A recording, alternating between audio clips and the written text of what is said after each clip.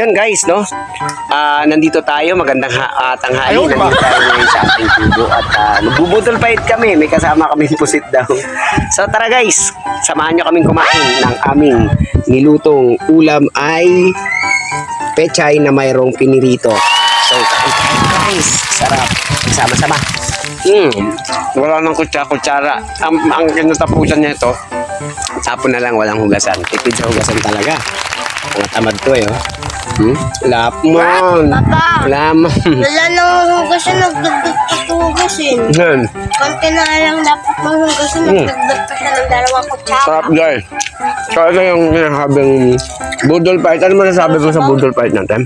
Ang sarap. Kasi, Ano sabi mo? kamayan. So naka-experience din sila ang budol, no? Yung nasawang yung budol, sama-sama sa Second pagkain. time na po namin to.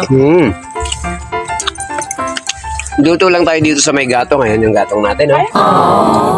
Nagluto tayo, nagprito. Tapos naggisa tayo ng gulay. Tapos meron tayong nilutong kanin. So, solve yung mga bata. Ayan. Sabaw, Papa. Oo. Sa susunod, ayun yung sitaw. Nakita nyo guys, sitaw. Sunod nating ulam. At saka yung patola, oh. Yung mga bunga ng patola na yun. Budol fight pa rin. Budol fight pa rin, malunggay. Ayan. So, ayan. Talagang lahat ng gulay nandyan na. Ayan. Talong. Ayan yung talong. Oh. Yung talong, ayan na rin, no? Malapit na rin tayo mamitas. Tapos, syempre, ang ating kamuting kahoy, yan. Ayaw, di ba? Ibubudol din natin yung mga talong. Ay, nakasabit yung mga talong, oh. Sarap, oh. So, next nating ulam yun dito sa ating pagbubudol fight, no? So, ito yung kain na.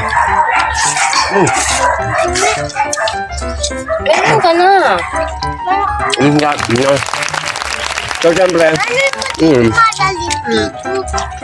syempre, yung matitira dito ng mga aso para kahit paano makakain, no? Tapos, syempre, mayroon kaming pang merienda mamaya. Dito lang din sa ating taniman, no? So, yan ang tinuturo natin sa kanila na mas maganda talaga meron kang sariling pananim para kahit papano meron kang makakain. Kapag ka may itinanim, may aanihin ka talaga, no? So, yun. Yan, sarap. Ayun, tubig. Ano Kaya magtubig. Makika. Mga kanyang tubig yun. Ang nakalimutan namin, guys. Yung tubig. Kain kami ng kain, wala pala kaming inumin. So, baka mabulanan na akit yung aking anak. Pero ayaw pa tumigil. Kain pa rin na. So, kukuha ng tubig.